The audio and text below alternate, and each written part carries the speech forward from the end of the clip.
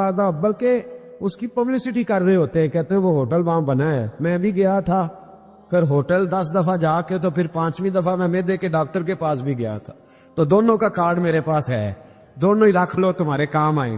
ہم پبلسٹی، نبی پاک صلی اللہ علیہ وسلم سے صحابی نے پوچھا حضور بہترین کھانا کون سا ہے، بہترین کھانا؟ تو صحابہ کہتے ہیں کہ اب اس نے جو سوال پوچھا تو ہمارے ذہنوں میں یہ تھا کہ حضور کہیں گے شوربہ اور روٹی، یا گوشت بھی کھانوں کا سردار ہے اس کے بارے میں کہیں گے، یا نبی پاک صلی اللہ علیہ وسلم شوربے کے اندر روٹی بھگو کے کھاتے تھے اس کی بات ہوگی۔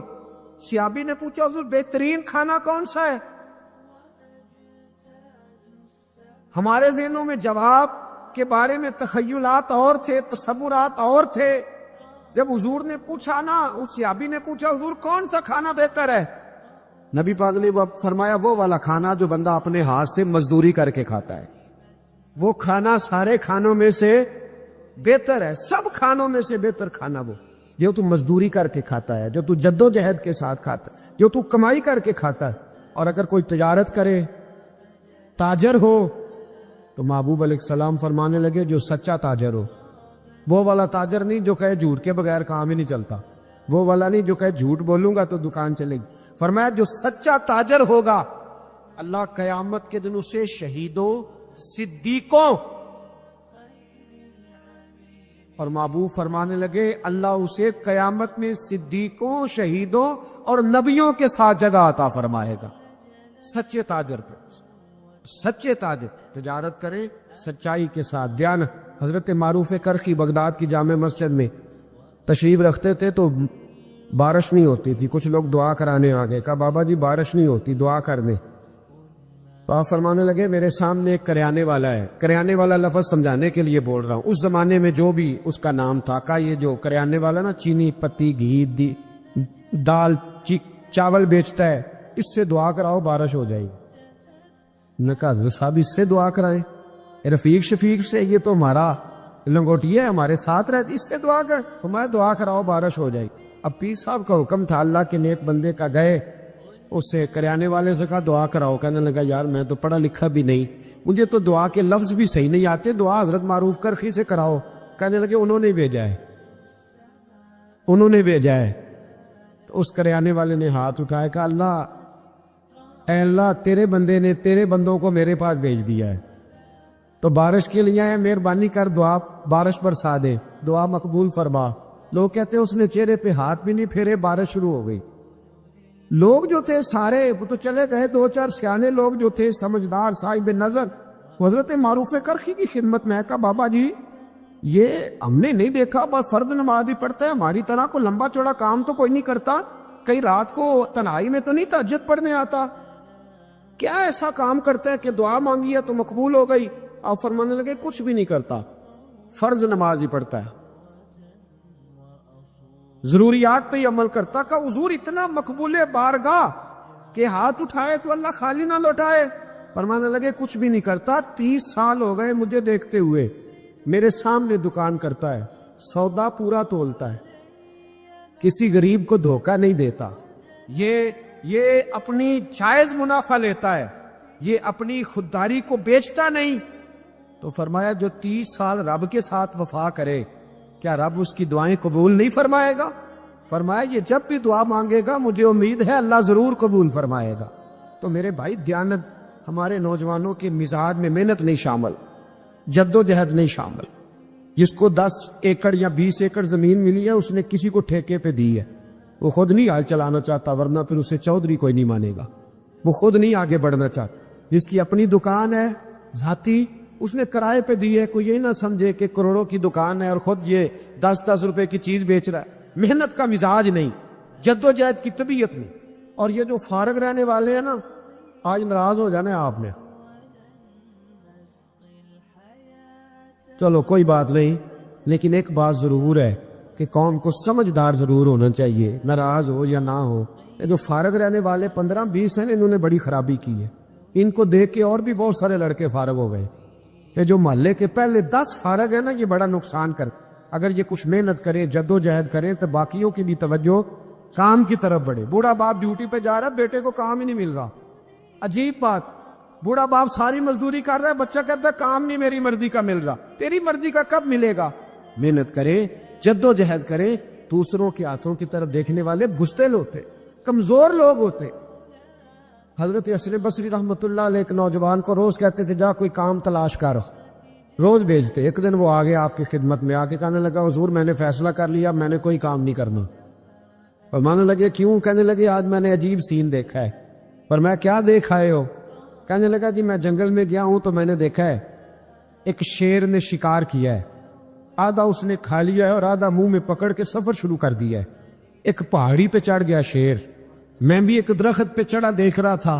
हजरत जी जब वो शेर पहाड़ी पे चढ़ा है तो वहां एक लूमड़ी बैठी थी जिसकी एक टांग भी कटी हुई थी और दोनों आंखों से नाबीना भी थी। उस शेर ने वो बचा हुआ शिकार उसके मुंह में डाला है। तो जो रब लूमड़ी के लिए खुराक का बंदोबस्त कर सकता है मेरे लिए भी करेगा, लिहाजा मैंने अब काम नहीं करना। हजरत हसन बसरी मुस्कुराए, फरमाने लगे क्या बात है तेरी, तूने किरदार दो देखे, एक शेर देखा एक लूमड़ी देखी। फरमाने लगे बेवकूफ, तूने लूमड़ी बनने का प्रोग्राम बनाया, शेर बनने का क्यों नहीं बनाया? तो लूमड़ी बनने का प्रोग्राम बनाया कि कोई कमा के लाएगा तो मैं खाऊंगा, शेर बन, शिकार कर, खा भी और खिला भी, गरीबों के पास भी लेके जा, खा भी और क्या बन।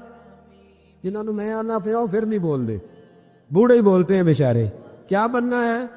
शेर बन, शेर, खा भी और खिला भी, मेहनत कर, जद्दोजहद कर। अल्लामा इकबाल लंदन में थे तो बेटे ने खत लिखा, काबा जी जरूरत पड़ गई है, मजबूरी आ गई है, कुछ पैसे किसी से उधार ले लूं, जब आप वापस आएंगे तो लौटा दूंगा। तो इकबाल ने अपने बेटे को खत लिखा और उस खत के अंदर एक नज़म लिखी और क्या अंदाज इख्तियार किया, जावेद के नाम उस नज़म का नाम रखा। इकबाल कहने लगे दियारे इश्क में अपना मकाम पैदा कर, अब्बे के सहारे जीना अब छोड़ दे, अब वालिद को बैसाखी बना के आगे बढ़ना छोड़ दे। दियारे इश्क में अपना मकाम पैदा कर, नया जमाना नए सुबह शाम पैदा कर। खुदा अगर दिल फितरत शनास करे अता तुझको, सुकूते लालाओ गुल से कलाम पैदा कर। और मेरा तरीक अमीरी नहीं फकीरी है, मेरा तरीक अमीरी नहीं फकीरी है। खुद ही न बेच गरीबी में नाम पैदा कर, खुद ही न बेच गरीबी में नाम पैदा कर। पता तो तब है ना कि जब तू गरीब हो फिर कुछ करके दिखाए, जब तू कमजोर घराने से उठे फिर तू कुछ करके दिखाए। अब्बे का सजादा नशीन बनना आसान, अब्बे की फैक्ट्री वाली कुर्सी पे बैठ जाना आसान, लेकिन तू तो बता ना तेरे अंदर भी कोई खूबी है भाई के नहीं? पता, ये तो कमजोर लोग होते। मेरा तरीक अमीरी नहीं फकीरी है, खुद ही न बेच गरीबी में नाम पैदा कर। ये दुनिया में कोई पेशा बुरा नहीं। तो हजरत दाऊद लोहे का काम करते थे, लोहे का काम हजरत दाऊद को कहे बुरा लोहार को, ये हजरत दाऊद करते थे। खुद नबी पाक अलैहिस्सलाम ने बयान फरमाया। हजरत नूह अलैहिस्सलाम लकड़ी का काम करते थे, हजरत सैयदना आदम अलैहिस्सलाम खेती बाड़ी भी करते थे और कपड़ा भी बुना करते थे। अम्मा हव्वा घर के अंदर कपड़ा बुनती थी। ये पेशे बुरे हैं? हजरत इदरीस अलैहिस्सलाम कपड़े सिया करते थे जो हमारा दर्जी काम करता है। ये पेशे बुरे? एक पेशा बुरा है दुनिया में, एक पेशा, वो है किसी से मांग के खाना। बर्तन धोने वाला बुरा नहीं होता, झाड़ू देने वाला बुरा, चौकीदारा करने वाला बुरा। किसी ने पता नहीं गालिबन नैतुल्लाह मरहूम की बात है, एक गुजरे हैं कालम निगार या कुदरतुल्लाह शाहब की, कहते हैं कि मैं, किसी ने उनसे कहा कि तुम किसी से कुछ लेते नहीं, खुददारी कैसे सीखी? तो कहने लगे एक महंगे होटल में रोटी खाने गया, तो उस महंगे होटल का जो चौकीदार बाबा था ना, वो सर्दियों में इस तरह के कपड़े पहन के आया कि ठिठर रहा था, कहाँ पर रहा था। तो मैंने आगे बढ़ के कहा कि बाबा तेरे पास मोटे कपड़े कोई नहीं? कहता बेटा होते तो मैंने पहने ना होते। तो कहते मैंने कहा कि इस वक्त रात सारी तूने ड्यूटी करनी है तो इन्हीं कपड़ों में रहोगे? तो कहते हैं कि वो कहने लगा हाँ बेटे क्या बताऊं, 4 बच्चे, बूढ़ा हूं, उनकी नौकरी करनी होती है और उन चारों बच्चों में सिर्फ बेटियां हैं, बेटा है कोई नहीं मेरे पास। तो मैं तो आज चाय पीनी थी तो मेरी बीवी मुझे कह रही थी कि थोड़ी सी पत्ती और 1 कप दूध گھر میں پڑا ہے، بچے سوتے ہیں تو آپ کو بنا کے دیتی ہیں. کہتے میں تو چائے اس طرح پیتا ہوں جس طرح دوائی پی جاتی ہے. تو میں نا وہ تھوڑی سی سب روگاں دا روگ محمد جس کا نام غریبی، تو میں نے وہ چائے میری بیوی بنا کے لائی ہے، تو میں نے کہا بھلی مانا تجھے بھی ٹھنڈ لگ رہی ہوگی تھوڑی، تو بھی پی لے. تو اس نے کہا نہیں، آپ نے ساری رات چوکی دارا کرنا ہے، آپ پیے. کہتے میں پی کے آ گیا ہوں. کہتے عین عشاء کا وقت تھا، سردی کا موسم تھا، گھاس تھی باغ، ہوٹل کے بابا کھڑا تھا. کہتے میں نے نا بابے کی بات سنی تو میں نے سمجھا کہ اس وقت کا سب سے بڑا سخی میں ہی ہوں، اور میں لگا ہوں قارون کے خزانے کو جوتا مارنے، لگا ہوں میں بہت بڑی سخاوت کرنے. کہتے ہیں میں نے جیب میں ہاتھ ڈالا اور 5 آنے نکال کے بابے کو دیے. میں نے کہا بابا لے جاؤ، اکٹھی چینی لے جاؤ. اور 5 آنے کا بڑا کچھ آیا کرتا تھا اس زمانے میں، اکٹھی چینی اور پتی لے جاؤ اور گھر میں چائے پیو. کہتے اتنی دیر ہوئی تو عشاء کی اذان ہو گئی، اور جب مؤذن نے اذان پڑھی اور میں نے 5 آنے بڑھائے تو بابے نے لپیٹ کے مجھے دیے. کہنے لگے میں تو تجھے اچھا آدمی سمجھا تھا، تو نے مجھے کیا سمجھ لیا ہے؟ میں نے اچھا سمجھ کے دکھڑا سنایا اور تو مجھے کیا سمجھ بیٹھا؟ یہ آرزو کرم اور میں آپ سے کروں؟ یہ بھیک اس کو دیجئے جس کا خدا نہ ہو، یہ بھیک اس کو دیجئے جس کا خدا نہ ہو. کہا جا رکھ اپنے پیسے. اور کہتے ہیں پھر میں نے اس بابے کو دیکھا، اس نے جوتے اتارے اور ٹھنڈی گھاس پہ اس نے اللہ اکبر کہہ کے نماز کی نیت باندھی. اور کہتے ہیں جب وہ سجدے میں گیا تو میں محو حیرت تھا، اور جب بابا یاد پہ بیٹھا تو میں رو رہا تھا. میرا دوست کہنے لگا کیا ہوا؟ میں نے کہا آج مجھے سمجھ میں آیا ہے، ایاک نعبد و ایاک نستعین. آج بات سمجھ میں آئی ہے، آج سمجھ میں ایاک نعبد و ایاک، یہ آج مسئلہ سمجھ میں آیا ہے. کہتے ہیں اس بزرگ نے سلام پھیرا اور کہنے لگا تو ابھی گیا نہیں؟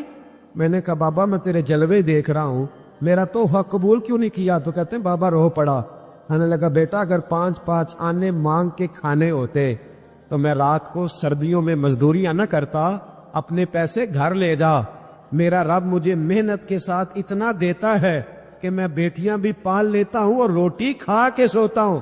تو جب مجھے اللہ نے محتاج نہیں کیا تو میں محتاجی کیوں دکھاتا پھر؟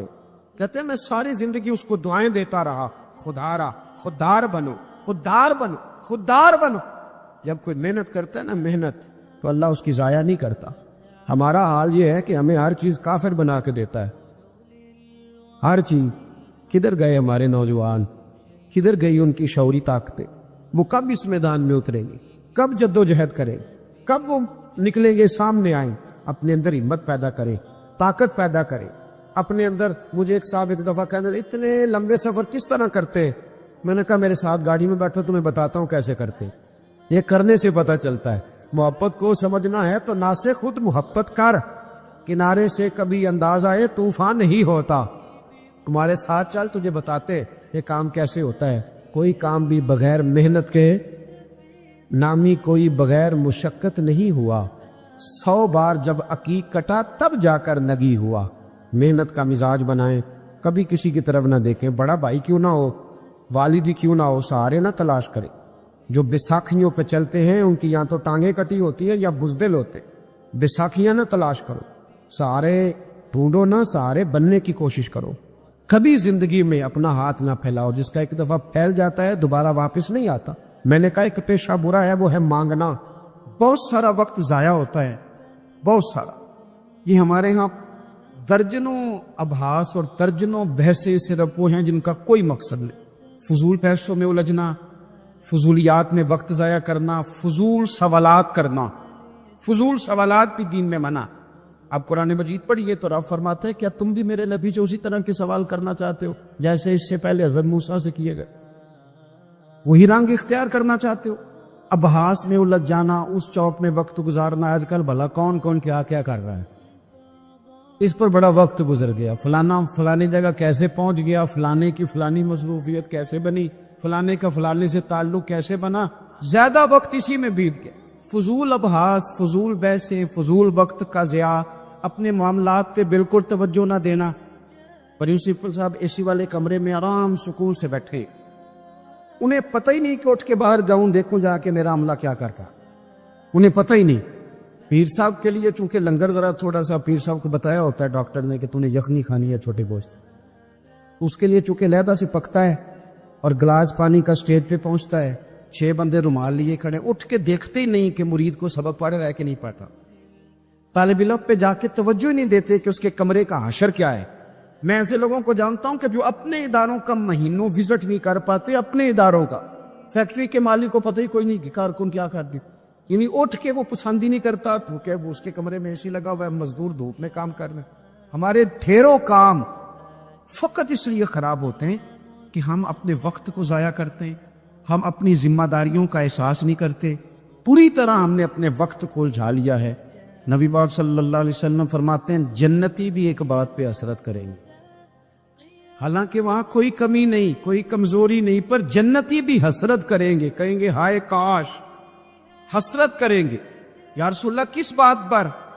تو حضور فرمانے لگے وہ وقت جو دنیا میں ان سے ضائع ہو گیا، خدا کا ذکر نہیں کر سکے، درود نہیں پڑھ سکے، جو وقت ضائع ہو گیا اس وقت پر جنتی بھی جنت میں جا کے حسرت کرے کہ یار یہ کیوں ضائع کیا۔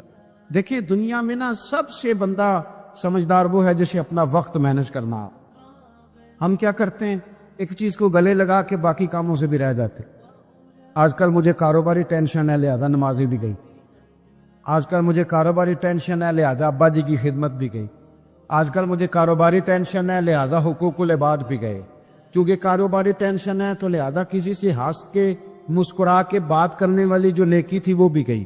ایک ٹینشن آئی ہے نا تو ہم نے سارا کچھ اسی کھاتے لگا دیا ہے، وہ تو آتی رہے گی۔ نبی پاک صلی اللہ علیہ وسلم نے 23 سالوں میں انقلاب برپا کیا۔ آپ دیکھ لیں کون سا ایسا موقع ہے جہاں سکون سے کسی نے بیٹھنے دیا؟ کبھی کافر بدر میں آ گئے، کبھی احد میں آ گئے، کہیں خندق میں آ گئے، کہیں خیبر میں آ گئے، وہ معاملہ اپنی جگہ پہ تھا تو یہاں مدینے میں یہودیوں کی سازشیں شروع ہو گئیں۔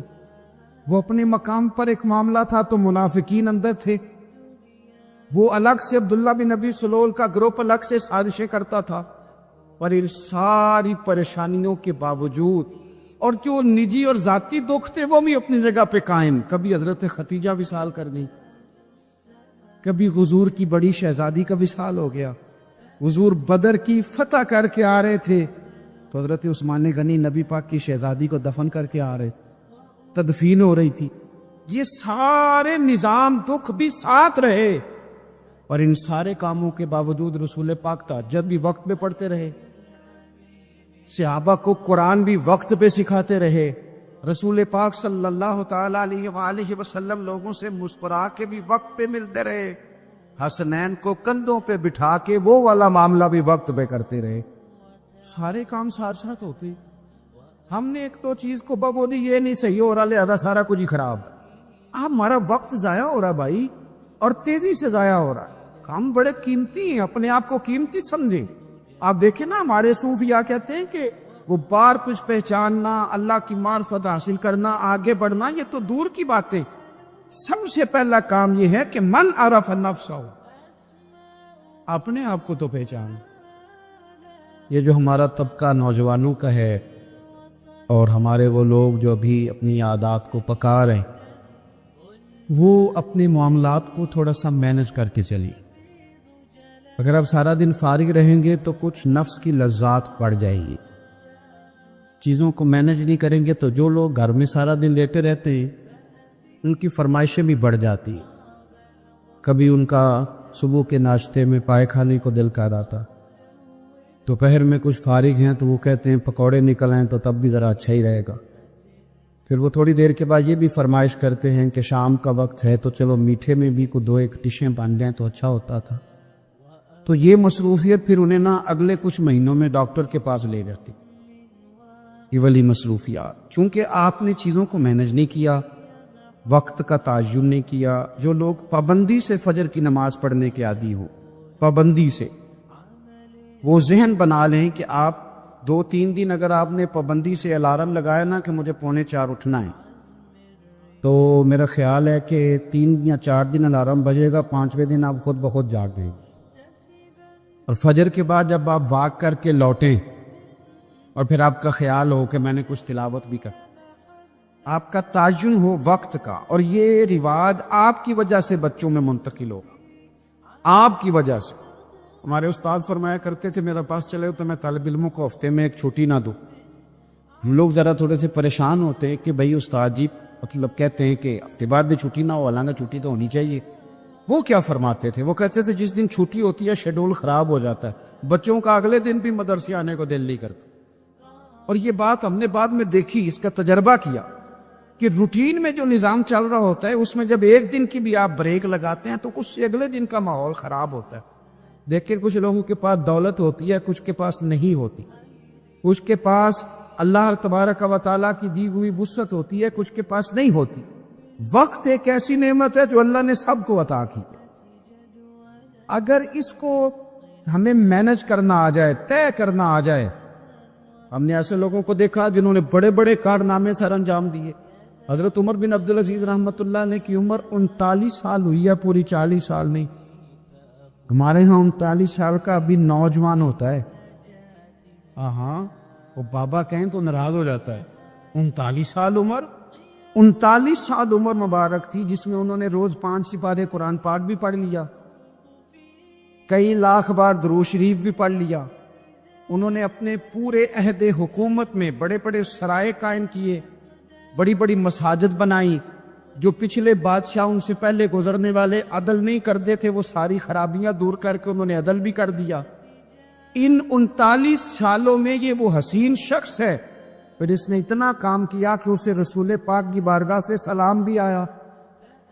اتنے بڑے کام کر کے وہ 39 سالوں میں اللہ کے حضور بھی حاضر ہو گئے.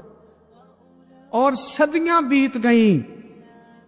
خطیب ممبروں پہ بیٹھ کے ان کی تعریفیں کرتے ہیں، ان کی مثالیں دی جاتی ہیں، ان کے تذکرے کیے جاتے ہیں، ان کے احوال بیان کیے جاتے ہیں. وجہ کیا تھی؟ وقت نہیں ضائع کیا، ٹائم نہیں ضائع.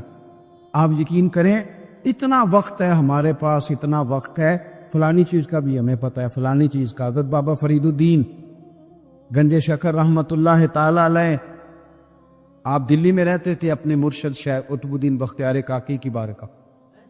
ایک بندہ دور سے کہیں آیا تو اس نے بابا صاحب سے کہا فلانے محلے جانا ہے. فرمانے لگے مجھے نہیں پتا اس کا. وہ کہنے لگا آپ دلی میں نئے آئے ہیں؟ فرمائے نہیں، سالوں بیت گئے.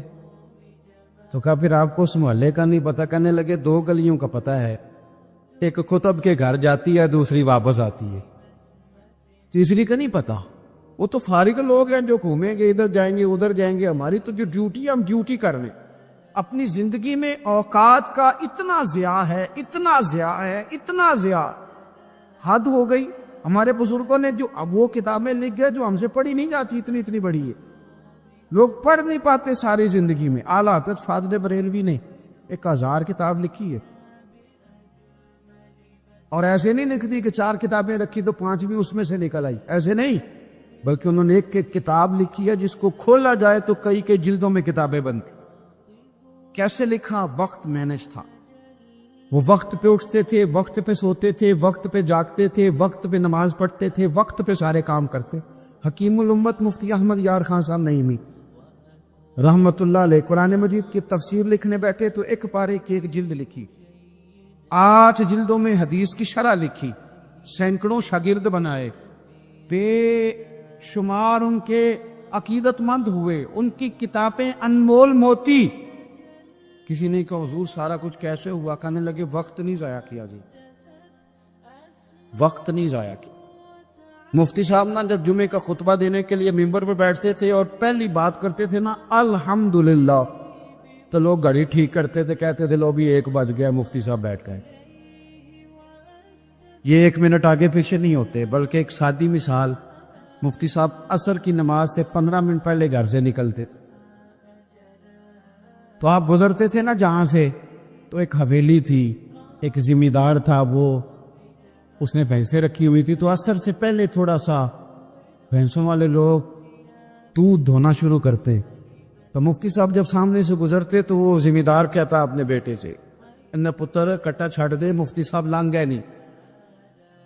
وہ کہتے ابا جی اجے تو دن کھلوتا ہے. کہتے دن نو چھڑ استاد لنگ گئے نہیں. وہ وقت پہ جاتے ہیں لہذا وقت ہو گیا، تو اس طرح کر، تو شروع کر دودھ دھونا. تو کہتے ہیں گھڑیاں کم ہوتی تھی، ہر بندے کے پاس ہوتی نہیں تھی، تو اگر گھڑی منگا کے بھی کبھی دیکھتے تھے تو واقعی 4:45 ہوتے تھے. اپنے معاملات کو لوگوں نے جب طے کر لیا، جب ان کا ارادہ بن گیا، جب وہ کام کرنے والے لوگ تھے، آپ یقین کریں کئی لوگوں کو اپنے بارے میں اتنی معلومات نہیں ہوتی جتنا ان کے پڑوسیوں کو ان کے بارے میں پتا ہوتا، اتنی معلومات نہیں ہوتی جیسے ویسے لوگوں کو خبر ہوتی ہے کہ فلانا، اور کسی دانشور نے بڑی عمدہ بات کی تھی، اس نے کہا تھا ہمیں پڑوسی کے بچوں کی غلط حرکتوں کا پتہ ہوتا ہے پر اس کی غربتوں کا پتہ نہیں ہوتا۔ یہ ذرا وقت پہ خیال کرتے ہیں کہ فلانا بچہ شرارت کتنی کرتا ہے، یہ نہیں سوچتے کہ اس کی فیس بھی ادا ہوئی ہے کہ نہیں، انہوں نے روٹی بھی کھائی ہے کہ نہیں، ان کے پاس اسکول جانے کا یونیفارم بھی ہے کہ نہیں۔ حضرت سیدنا طفیل بن عمر دوسی رضی اللہ تعالیٰ عنہ کہتے ہیں میں نے کلمہ پڑھا تو میرے کریم محبوب علیہ السلام فرمانے لگے جا کے نا قبیلے میں بھی دین کی دعوت دے۔ فرماتے ہیں میں نے پیغام دین دیا اور سارے قبیلے میں دیا، کوئی ایک دروازہ بھی رہا نہیں جہاں میں نے پیغام نہ دیا، لیکن ایک بندے نے بھی میری بات قبول نہیں کی۔ میں تلخ ہو گیا، اتنی دیر ہو گئی بات کرتے، ایک بھی نہیں سنتا یار۔ حالانکہ جو دعوت دینے والا ہوتا ہے اس کے ذمہ اذان پڑھنا ہوتا ہے، بندوق کے زور پر لوگوں کو مسجد میں لانے کی ڈیوٹی نہیں، اذان پڑھیں، صحیح کر کے پڑھیں، خودی کا سر نہاں لا الہ الا اللہ، خودی کا تیغ فساں لا الہ الا اللہ۔ اور اگرچہ بت ہیں جماعت کی آستینوں پر مجھے ہے حکم اذان لا الہ الا، آپ ذمہ داری پوری کریں۔ یہ کس نے کہا ہے کہ آپ نے بندوق کے زور پہ لوگوں کو مسجد میں لانا؟ اذان پڑھنا ڈیوٹی ہے، وہ وقت پہ دیں۔ حضرت طفیل بن عمر دوسی رضی اللہ تعالیٰ عنہ فرماتے ہیں کہ میں نے ایک ایک بندے کو پیغام دیا درد کے ساتھ، ایک نے بھی نہ مانی۔ میں واپس مدینہ منورہ لوٹ کر گیا، میں نے کہا یا رسول اللہ صلی اللہ علیہ وسلم میرے قبیلہ دوست کے لیے دعا کریں، یہ سارا تباہ ہو جائے، آج دعا کر دیں۔ کہتے میرے لفظوں میں اتنی شدت تھی اور میرے جملوں میں اتنا غصہ تھا اور میں اتنا ان لوگوں سے مایوس اور پریشان تھا کہ میں نے نا سخت بات کہہ دی۔ میں نے کہا حضور یہ نہیں مانتے، دعا کریں۔ وہ کہتے ہیں حضور اٹھے، وضو کیا اور پھر حضور نے مصلی بچھایا اور پھر کعبے کی جانب چہرہ نور کیا، ہاتھ اٹھائے تو لوگ کہنے لگے آج تو قبیلہ دوست والے ہلاک ہو ہی گئے، قربان جائیں۔ حضور نے ہاتھ اٹھا کے دعا کیا کی، کہا اللہ دل جو تیرے قبضہ قدرت میں ہیں تو کرم فرمانا، ان کے دلوں کو پھیر دینا دین کی طرف اور میری بارگاہ کی طرف پہنچا دینا دل جو تیرے پاس ہیں، مقلب القلوب ہے نا تو کرم نوازی فرما۔ حضرت سیدنا طفیل بن عمر دوسی کہتے ہیں حضور نے دعا کر دی، نہ میں بول سکتا تھا نہ کوئی اور، میں قبیلے گیا پر لوگوں قربان جاؤں میں اپنے قبیلے بعد میں پہنچا، حضور کی دعا کا اثر میرے قبیلے پہلے پہنچ گیا، کریم کی دعائیں وہاں پہلے پہنچ گئیں۔ فرماتے ہیں پہلے میں بات کرتا تھا تو کوئی سنتا نہیں تھا، اب میں پہنچا تو اللہ نے ماحول بنا دیا، 1 2 3 4 لوگ نہیں، 70 خاندان، 70 گھرانے میرے قبیلے کے کلمہ پڑھ کے مسلمان ہوئے اور رسول کریم کی بارگاہ میں حاضر ہوئے۔ رو کے دیکھ لیا ساری دنیا کے سامنے، کچھ رب کے سامنے رو کے نہ دیکھ لیں۔ اب اسے کہے نا، اب حضور کی بارگاہ میں عرض کر کے نہ دیکھ لے، اب اپنے اللہ کی جانب رجوع نہ کرے۔ دیکھو نا نبی پاک صلی اللہ تعالی علیہ وسلم نے ہمیں فرمایا تمہارے آنسو قدر والے ہیں، رب رسول کی بارگاہ میں بہانا، ان کو ضائع نہ کرنا۔ عزیز بھائیو، یہ آنسو جو اللہ رسول کی بارگاہ کی طرف بہتے ہیں یہ اللہ کی رحمت کو متوجہ کرتے ہیں، یہ مالک کریم کے کرم کو مائل کرتے۔ ہمارا مسلح آباد ہونا چاہیے۔ وہ مجھے ایک دوست کہنے لگے صرف دعا کرنے سے کیا ہوتا ہے؟ میں نے کہا دعا کرنے سے پہاڑ ہل جاتے ہیں اپنی جگہ سے۔ میرے رسول پاک رات کو دعا کریں تو صبح فاروق اعظم جیسے لوگ آ جاتے ہیں دین اسلام۔ نبی پاک علیہ السلام رات دعا کرے نا، دعا اور بدر کی رات حضور دعا کریں تو اللہ 7,000 فرشتوں کو بھیج دیتا ہے مسلمانوں کی مدد کے لیے۔ صحابہ فرماتے ہیں میدان بدر میں ہم کسی کو قتل کرنا چاہتے تھے، لیکن اس کی گردن پہلے سے کٹ کے گر جاتی تھی، فرشتے آئے ہوئے تھے۔ آج ہمارے ساتھ اللہ کی مدد ناراض ہو گئی ہے، ہم سے رب کی مدد ناراض ہے۔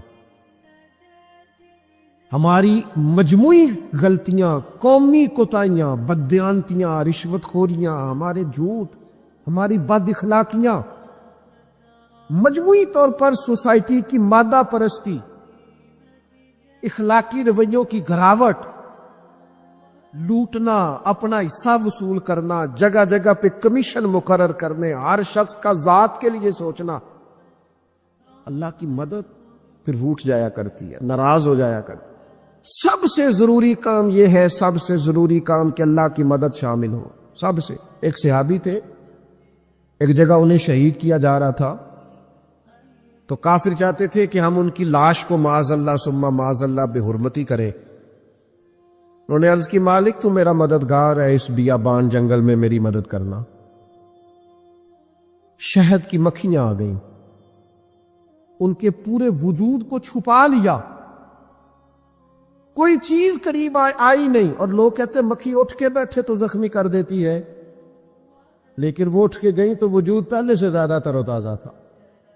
اللہ نے محفوظ کر لیا وجود ان لوگوں کا، اللہ نے حفاظت فرمائی، اللہ کی مدد شامل تھی، اللہ کی مدد۔ ایٹم بم تم نے بنا لیے، ہتھیار تم نے سجا لیے، دولتیں تم نے جمع کر لی، بڑے بڑے تم نے ادارے قائم کیے،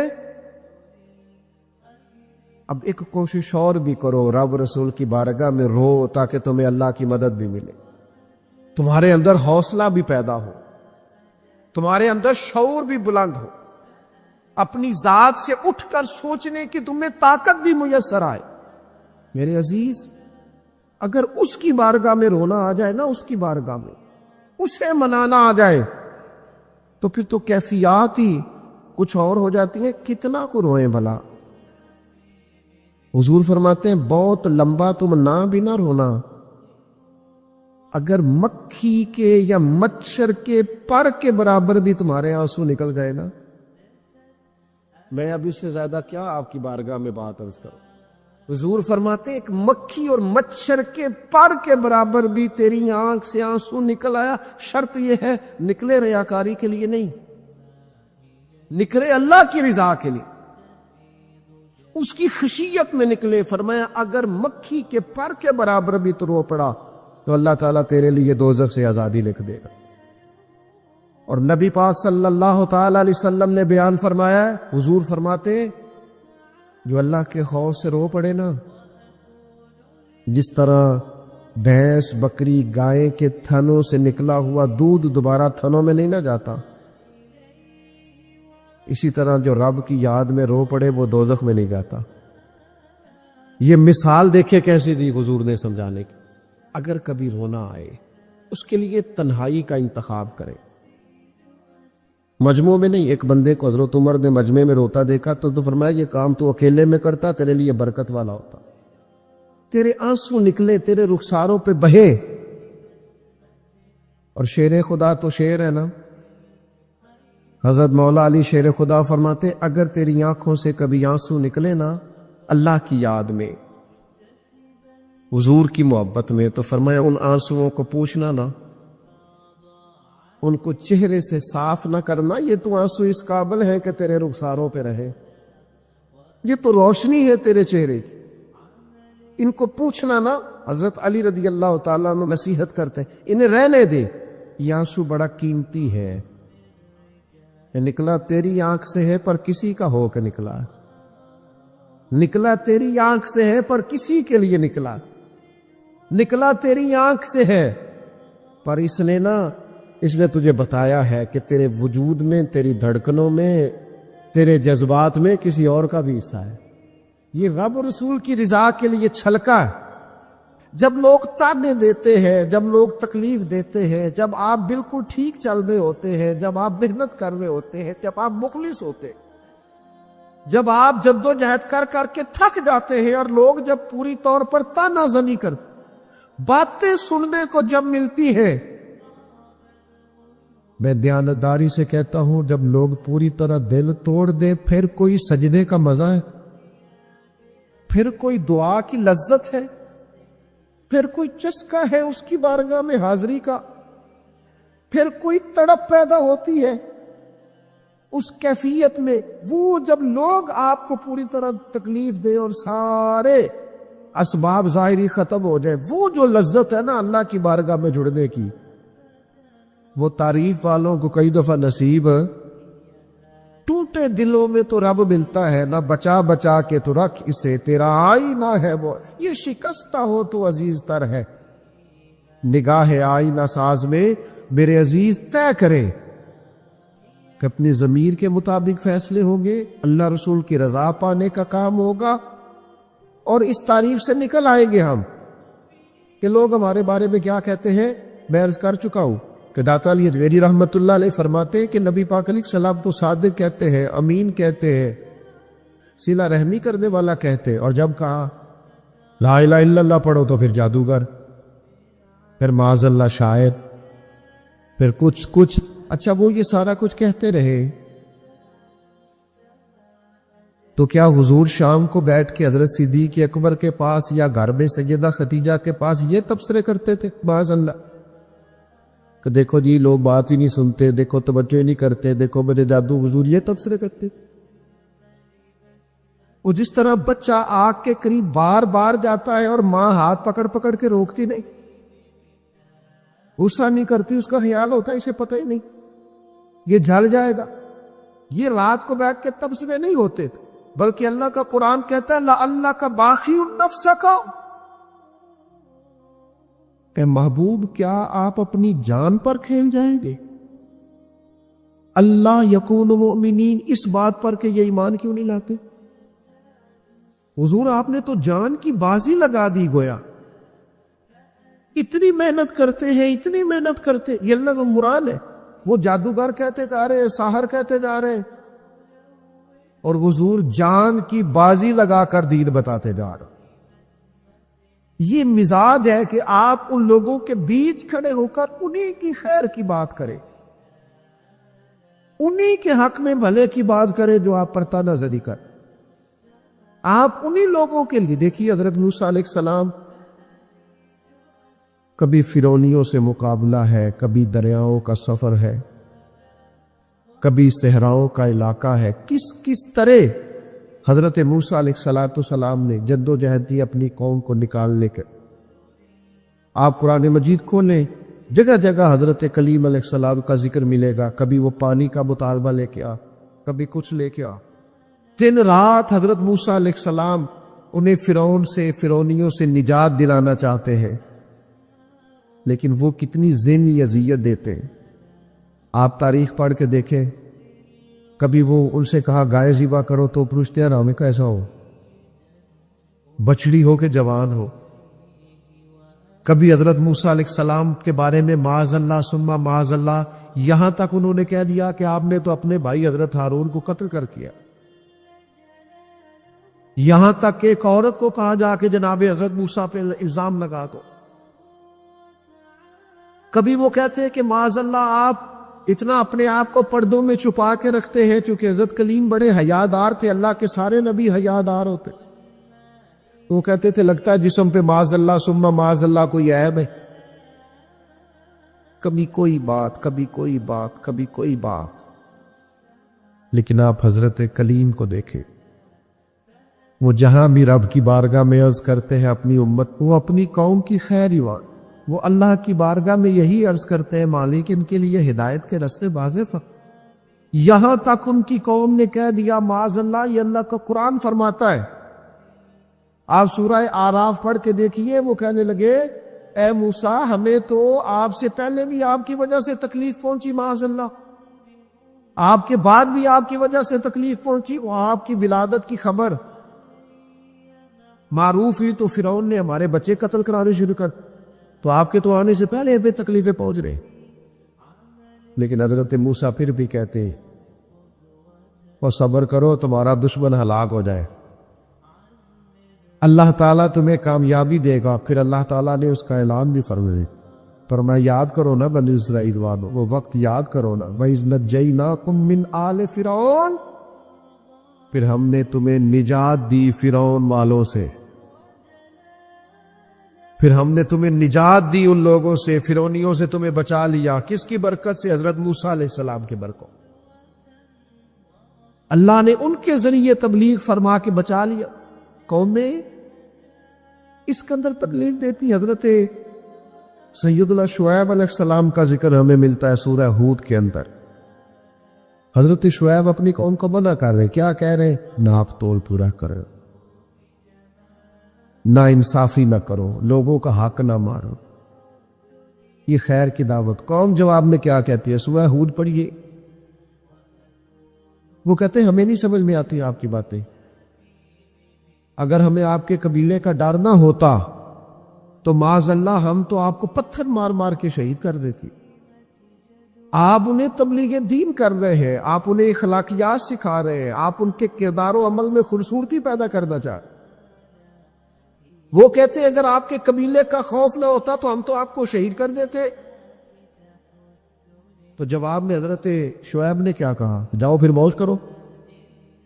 انہوں نے کہا ایسی قوم کو تبلیغ کروں جو پتھر مارنے کی بات کرتی؟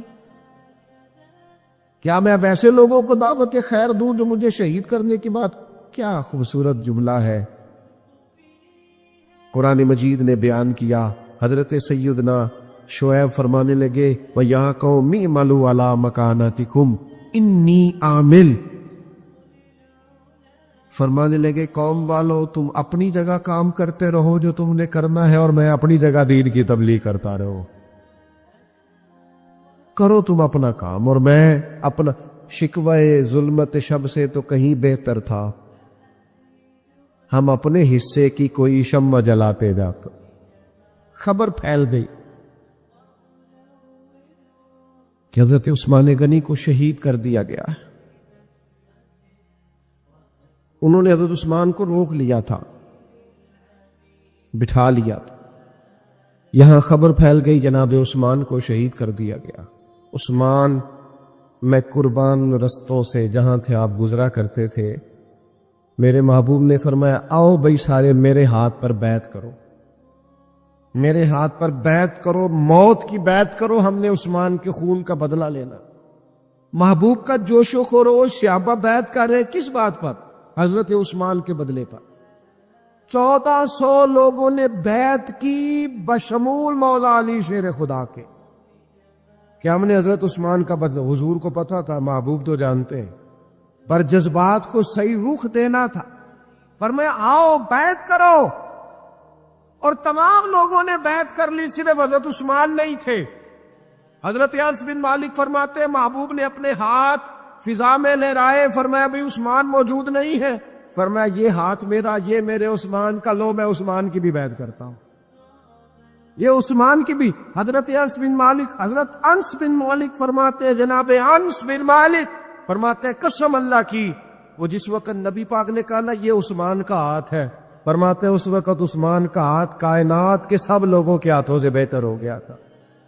اتنی عظمتیں ملی حضرت عثمان غنی کو، اتنا مقام ملا سیدنا عثمان کو۔ یہ جو لوگ ہیں نا، یہ جو دروازہ رسول کے خاص غلام ہیں، ان غلاموں کی محبت سے فیض آئے گا رسول پاک کی محبت کا۔ غلامی کی طبیعت چاہے گی، ان سے پیار کرو گے تو مدینے والے کے محبوب بن جاؤ گے۔ ان لوگوں سے سیکھیں گے کہ دین کا اصل مزاج کیا ہے، یہ بتائیں گے۔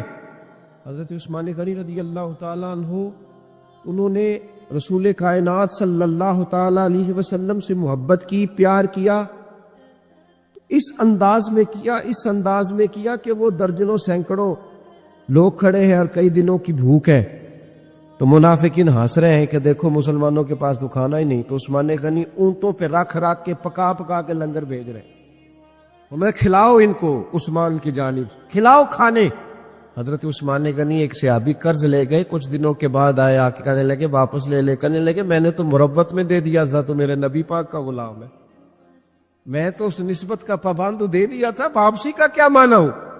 حضرت سیدنا عثمان غنی کا ڈھلا ہوا رسیلا سجیلا مزاج، اس میں خوبصورتی، اس میں ٹھہراؤ، اس میں رسول پاک کی محبت کا رنگ۔ حضرت رقیہ رضی اللہ تعالیٰ عنہ حضور کی صاحبزادی ہیں، ان کے ساتھ حضرت عثمان غنی کا نکاح ہوا۔ جناب اسامہ بن زید کہتے ہیں حضور نے مجھے کچھ چیز دینے بھیجا، ابھی میں چھوٹا تھا، گھروں میں چلا جاتا تھا، اور بعض نے لکھا ابھی پردے کی آیتیں ہی نہیں آئی تھی، لوگ جاتے تھے ایک دوسرے کے گھروں میں۔ حضرت اسامہ بن زید کہتے ہیں میں گیا کھانا دینے تو میں نے دونوں میاں بیوی کو گھر میں بیٹھے دیکھا، میں واپس آیا تو محبوب فرمانے لگے میری بیٹی اور میرے داماد کو دیکھا؟ تو میں نے کہا یا رسول اللہ دیکھا ہے۔ فرمایا اتنے خوبصورت لوگ پہلے بھی کبھی دیکھے؟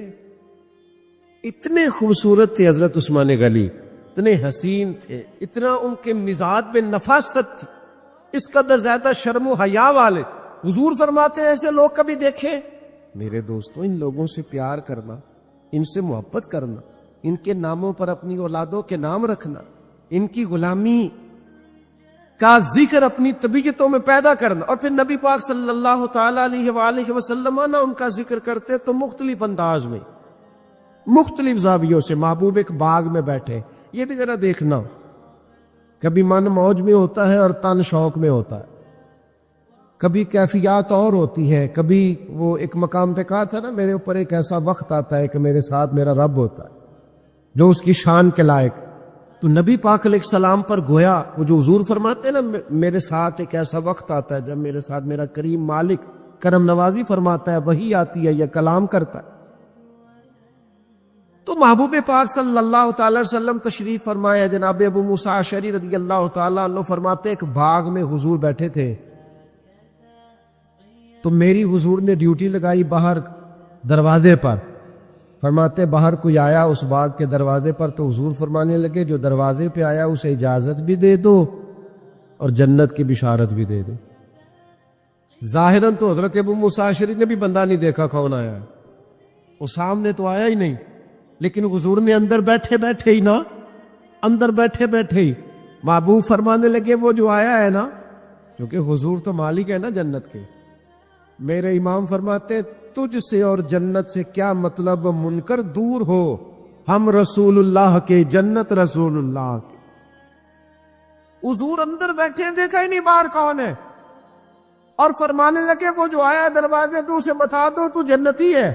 حضرت ابو موسیٰ اشعری کہتے ہیں دروازہ کھولا تو ابو بکر صدیق تھے۔ یہ دیکھو کن کے نام جنت الاٹ ہوتی ہے اور بار بار انہی کا قرہ نکل آتا ہے، انہی کے تذکرے ہونے لگتے ہیں، انہی کا ذکر۔ سیدنا صدیق اکبر فرماتے ہیں تھوڑی دیر کے بعد پھر کوئی دروازے پہ آیا، حضور فرمانے لگے اسے اجازت بھی دے دو اور جنت کی بشارت بھی دے دو۔ یہ سیاستہ میں حدیث موجود ہے۔ فرماتے ہیں میں جو گیا دروازہ کھولا تو دروازے پہ فاروق اعظم تھے۔ سیدنا ابو موسیٰ اشعری کہتے ہیں دروازے پہ دستک ہوئی تو میرا پھر نہ دھیان لبہائے مبارکہ کی طرف ہی تھا، وہ زبان جس کو سب کن کی کنجی کہے، جس کو سب کن کی کنجی کہے، اس کی نافذ حکومت پہ لاکھوں سلام۔ پھر دروازے پہ دستک ہوئی تو کریم فرمانے لگے دروازہ کھولو اور اس بندے سے کہو تم پر آزمائش بھی آئے گی پر یہ بتا دو تو ہے جنتی، تمہیں آزمائشیں دیکھنی پڑیں گی، تکلیفیں آئیں گی، فتنے آئیں۔ کہتے میں دروازے پہ گیا تو سیدنا عثمان غنی موجود۔ میرے دوستو ان لوگوں کے بارے میں کبھی تشکیک کا شکار نہ ہونا، کسی شرارت کرنے والے کی شرارت کے پیچھے نہ چلنا۔ میرے نبی پاک علیہ الصلوۃ والسلام نے تو پہلے خبر دی تھی کہ حضرت عثمان غنی پر فتنے آئیں گی، آزمائشیں آئیں گی، اور صحیح روایت میں موجود ہے خبر دی تھی۔ حضرت عثمان غنی رضی اللہ تعالیٰ عنہ کا تو وہ مقام و مرتبہ ہے، وہ شان ہے کہ ان کی شہادت کی خبر بھی رسول پاک نے دے دی۔ فرمایا یہ شہید ہوگا عثمان، شہادت تک کی خبر حضور کو پیار ہے نا سیدنا عثمان۔ نبی پاک صلی اللہ تعالی علیہ وآلہ وسلم احد پہاڑ پہ گئے تو احد پہاڑ کانپنے لگا۔ کون تھا حضور کے ساتھ؟ حضرت صدیق اکبر تھے، سیدنا فاروق اعظم تھے اور حضرت عثمان غنی تھے۔ احد پہاڑ کانپنے لگا۔ ویسے ہمارے بزرگ فرماتے کانپ نہیں رہا تھا، اسے پتہ چلا محبوب آیا تو وجد کر رہا تھا، وہ نہ ذرا وجد کر رہا تھا، سرور میں آ گیا، وہ کانپنے لگا. محدثین نے لکھا ہے کانپنے لگا، اس میں حرکت آئی. اور جب وہ حرکت کر رہا تھا، کانپ رہا تھا، وجد کر رہا تھا، تو حضور پتہ کیا فرماتے ہیں احد سے؟ یہ باتیں ہم سنتے ہیں، کبھی ان کا مزہ تو لے کے دیکھو. پھر غور کرو، حضور ہیں پہاڑ پہ، حضرت عمر ہے، سیدنا ابو بکر ہے، حضرت عثمان ہے. حضور پہاڑ پہ ہیں، پہاڑ کانپا ہے، وجد کیا ہے، حرکت کی ہے. حضور پتہ کیا فرماتے ہیں؟ فرماتے ہیں احد ٹھہر جا، تیرے اوپر ایک نبی ہے، ایک صدیق ہے، 2 شہید ہیں. اور تو دیکھ تو صحیح، مقام دیکھ، اعزاز دیکھ، احترام دیکھ. تیرے اوپر ایک نبی ہے، ایک صدیق ہے، اور 2 شہید ہیں. دنیا میں بڑے شہید ہوئے، اور اس شہید کا مرتبہ بھی جانتے ہو جسے حضور نے شہید کہا؟ ایک تو یہ ہے نا، پراپوگنڈے پر لوگ بڑے لوگوں کو شہید کہتے ہیں، اور جنہیں حضور کی زبان اطہر شہید کہے، نبی پاک جنہیں شہید کہے. رسول پاک علیہ السلام نے فرمایا 2 شہید ہیں. تو 2 شہید کون تھے؟ ایک حضرت عمر فاروق، ایک حضرت عثمان غنی. اور پھر نبی پاک نے میری شہادت کی خبر نہیں دی، حضور نے یہ بھی بتایا ان کا مقام کیا ہوگا، ان کو ملے گا کیا.